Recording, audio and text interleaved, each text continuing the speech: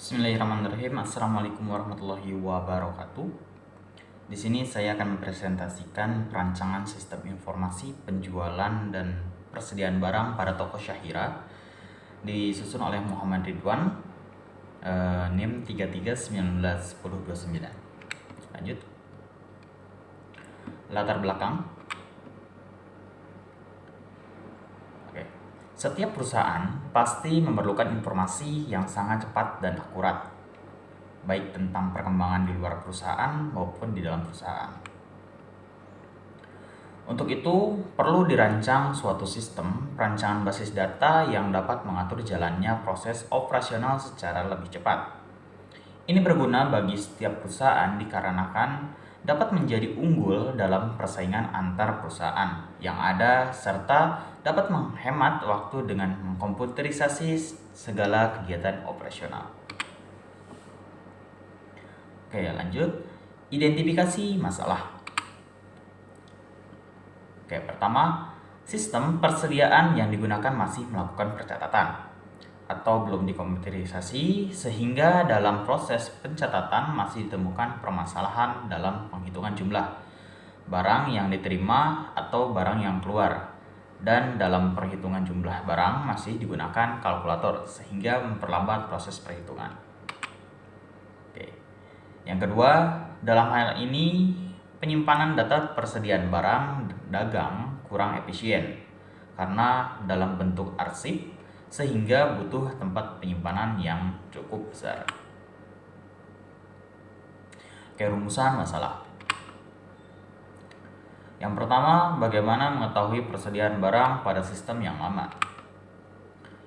Yang kedua, bagaimana merancang aplikasi program komputer yang dapat membantu dalam pengelolaan data persediaan barang di toko Syahira. Yang ketiga, bagaimana cara menjalankan program yang telah dibuat. Oke, maksud dan tujuan. Di sini ada maksud. Yang pertama, sebagai salah satu persyaratan memenuhi tugas pokok mata kuliah metode penelitian di kampus STT Mako. Yang kedua, membuat suatu program aplikasi penjualan yang dapat membantu administrasi dalam melakukan tugasnya. Di sini tujuannya untuk yang pertama untuk mengetahui sistem informasi penjualan dan persediaan barang pada toko Syahira yang sedang berjalan saat ini. Yang kedua, untuk membuat perancangan sistem informasi penjualan dan persediaan barang pada toko Syahira. Oke. Yang ketiga, untuk melakukan pengujian sistem informasi penjualan dan persediaan barang pada toko Syahira yang dibuat. Yang berikutnya untuk melakukan implementasi pada sistem informasi penjualan dan persediaan barang pada toko Syahira. Oke, batasan masalah. Yang pertama, sistem informasi dirancang hanya untuk mengakses informasi penjualan dan persediaan barang saja, yang kegiatannya mencatat setiap kali terjadi transaksi, yaitu barang dari gudang dan yang terjual. Yang kedua, informasi pencatatan, penerimaan dan pengeluaran data stok barang meliputi 1. Transaksi penerimaan barang, 2. Transaksi pengeluaran barang. Selanjutnya, laporan penerimaan dan pengeluaran barang per periode. Terus, laporan persediaan barang untuk periode bulanan dan tidak membahas retur. Oke, di sini ada flow map yang sedang berjalan ya. Di sini ya bisa dilihat. Oke. Lalu ada diagram konteks yang berjalan seperti ini. Dan ini DFD sistem yang sedang berjalan. Oke, ini diagram konteks sistem yang sedang diusulkan. Diagram konteks sistem yang diusulkan. Oke.